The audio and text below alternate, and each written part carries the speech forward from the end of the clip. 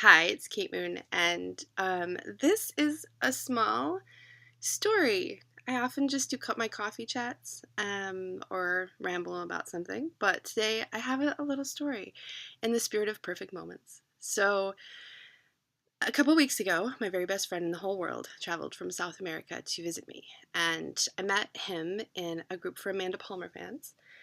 And the spirit in that group has often been very creative and conducive to really amazing things happening.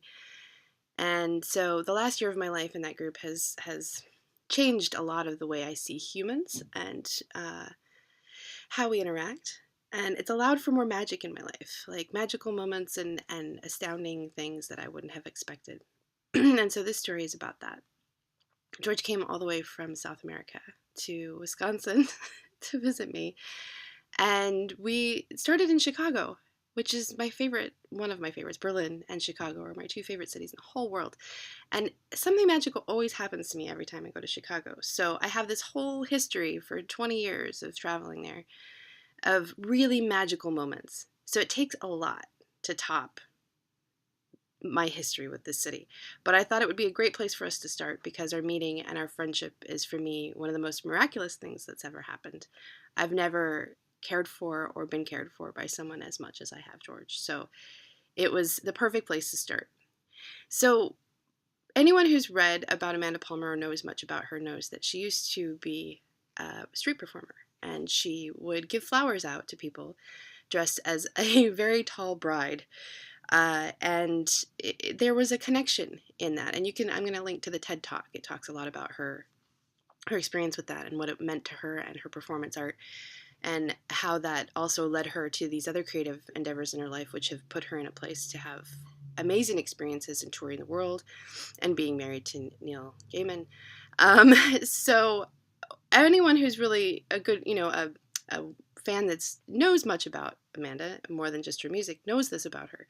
And so the flowers are always a thing. And if you read her book, it talks about that too. And it's, just known that the flower is a thing. And so we often give each other flowers at concerts, her concerts, or give her flowers at concerts to continue that energy.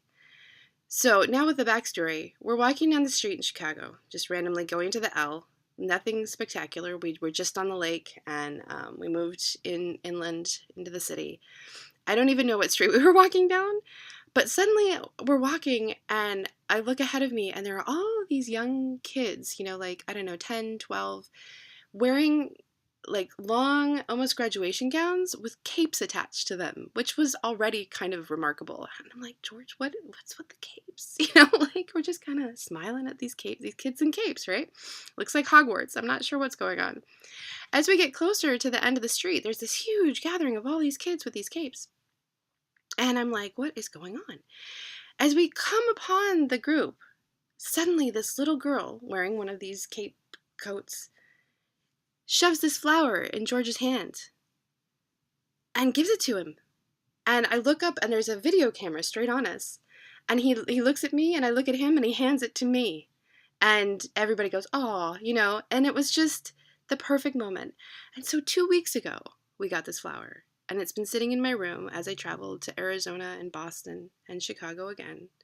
And although it's a bit haggard, this lovely little flower is still alive and has been sitting up with my Amanda Palmer and Brian Viglione, I'm sure I mispronounced that, print that on metal that a friend of mine in the Netherlands, Marjolein, sent me. So it's just been this really sweet little reminder that there's always room for connection if you're keeping your eyes open to possibility. Take the flower. I love you all, and thank you for listening to my little story about one small second in time that I shared with George on our magical trip in Chicago. Love you guys.